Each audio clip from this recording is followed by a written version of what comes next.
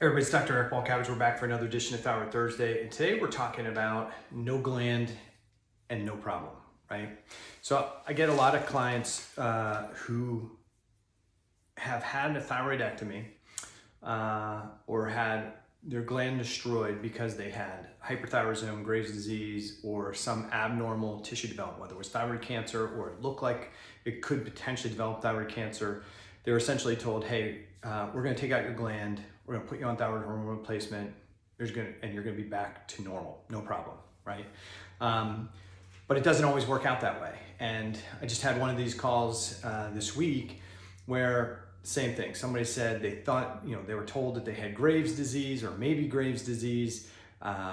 He wasn't clear whether it was Graves' disease or whether it was maybe just a thyroid storm.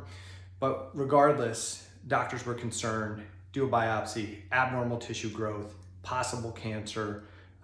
Biopsy shows that it's not cancer, but they decided to take out the thyroid gland anyway.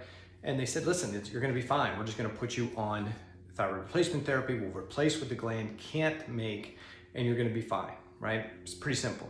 Thyroid gland makes primarily T4. We'll put you on T4. It'll convert to T3. Inside the cells, tissues, you're gonna be great. Problem is, it doesn't really happen that way.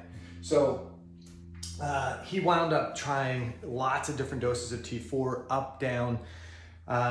When he got to a dose of thyroid medication that his doctors thought would be appropriate, he still didn't feel well. They gave him a little bit more. He'd feel more hyperthyroid, brain, anxiety, insomnia, and still feel hypothyroid peripherally. And it was just struggling. They couldn't find the right dose. Went back and forth with this for a long period of time. Eventually they put him on, they added some T3 and thought maybe a little bit less T4 and give him some of the T3, give him some T3 and see how that works. And initially he said he felt a little bit of a boost, but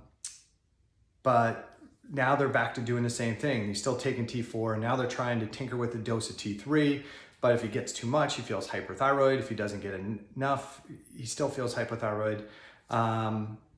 So he's got these mixed hyperthyroid symptoms. He's frustrated, his physicians are frustrated, and he's calling for help. And so he wanted to know, why is this happening? And here's what I explained to him. Something caused that thyroiditis, the Graves, the thyroid storm, some type of immune inflammatory process was creating the damage at the thyroid gland. Whether you remove it or destroy the gland, that doesn't change the fact that there's likely still an immune inflammatory process going on, and it doesn't change what's driving that immune inflammatory process. So the damage to the gland was typically the effect. That's not the cause. So you take out the effect, you take out this damaged gland, but that doesn't change what's driving the process. So the thing that was actually creating the problem is still there. So now you have no thyroid gland. Now essentially you're a person with hypothyroidism because you don't have the ability to make thyroid hormone, and you're in the same camp as the vast majority of people who have diagnosed with hypothyroidism, whether they're diagnosed as primary hypothyroidism or diagnosed with Hashimoto's autoimmune thyroiditis and primary hypothyroidism. You're in the same camp, and that is thyroid hormone production, or you taking thyroid hormone is only part of the process. Putting thyroid hormone into the bloodstream is only part one. If you have a thyroid gland, the thyroid gland makes thyroid hormone. It actually makes more than T4 and T3, but let's just keep it simple for this story. If you take out the gland and you just give T4, most of the T3, the active hormone in the body, isn't made at the thyroid gland. It's only 5, maybe 10 micrograms per day typically. The other 25 to 20 micrograms of T3 is made by the peripheral tissues, bringing thyroid hormone in and converting to T3. Once you destroy the gland or remove the gland, you now become a hypothyroid patient. And if this immune inflammatory process is still going on, just like our hypothyroid patients or our Hashimoto's patients, the immune inflammatory process is going to have an impact on your ability to convert T4 to T3 in the periphery. So you're going to wind up with conversion issues. So remember, thyroid hormone production by the gland is one part of thyroid physiology. The other part is getting it from the bloodstream into the cells and tissues, and the cells and tissues all get to regulate thyroid hormone a little bit differently. And so you can have some cells and tissues that are upregulated, have a more higher metabolic rate, and you can have other cells that are downregulated at the same time. So peripheral conversion is essentially the part that's virtually ignored in allopathic medicine and to some degree in functional medicine, because we don't consider the fact that the cells and the tissues get to weigh in. They get to decide, do I want to increase my metabolism and convert more T4 to T3, or do I want to downregulate the metabolism and convert more T4 to reverse T3, more T3 to T2, and essentially slow down the metabolism? I think in allopathic medicine, they just assume it's going to happen. And to some degree in functional medicine, a lot of practitioners believe that the body forgot how to do it, and so therefore they need to give T3 to optimize the physiology. But just putting T3 into the bloodstream, just like T4, doesn't necessarily restore the problem, which is what's creating this cell stress or say it's inflammatory process. So peripheral conversion, really important.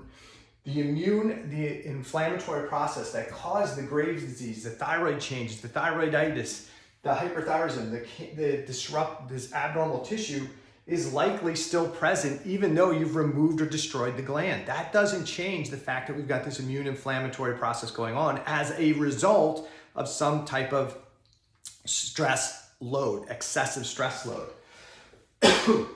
These same processes that triggered the damage at the thyroid gland are also going to have an impact on the ability to convert T4 to T3 at the cell and tissue level. So the same process that can trigger the same cell danger response, the same triggers that cause this thyroiditis, the damage of the thyroid gland, this immune upregulation that impacted the gland, can trigger what we call a cell danger response, which was probably going on the whole time this thyroid stuff was going on, and what we call adaptive or allostatic thyroid hormone regulation in the tissues, which means the cells are starting to perceive some type of threat, some type of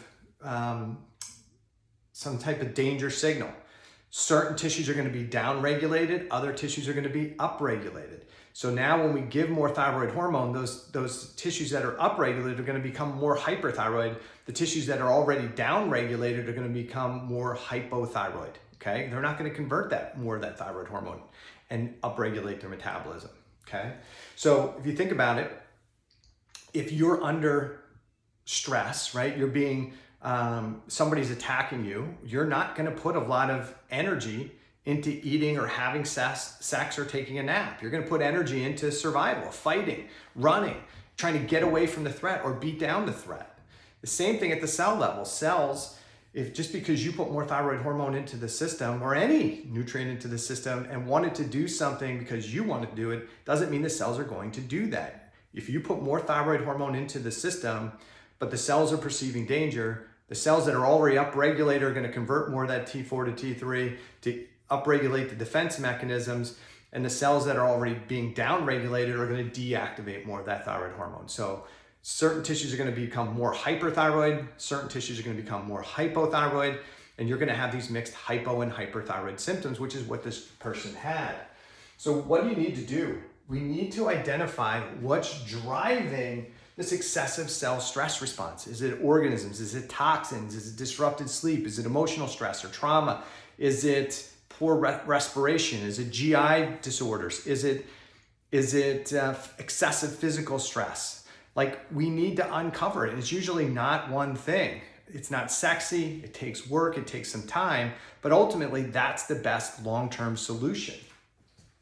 Once we identify what the stressors are, and usually it's more than one, we need to remove or reduce them as much as possible so that we can downregulate the cell stress response, and then we can support the recovery of the overall physiology, the cells, the tissues, the systems, back from this allostatic stress response back to a homeostatic, normal regulating response. And that's how we're going to help somebody get their health, get their quality of life back, get their thyroid physiology back in order. And it's not some type of magic supplement that makes conversion better. It's by addressing the root issues. That's functional medicine. If you have any questions, put them below wherever you watch the video. Thanks.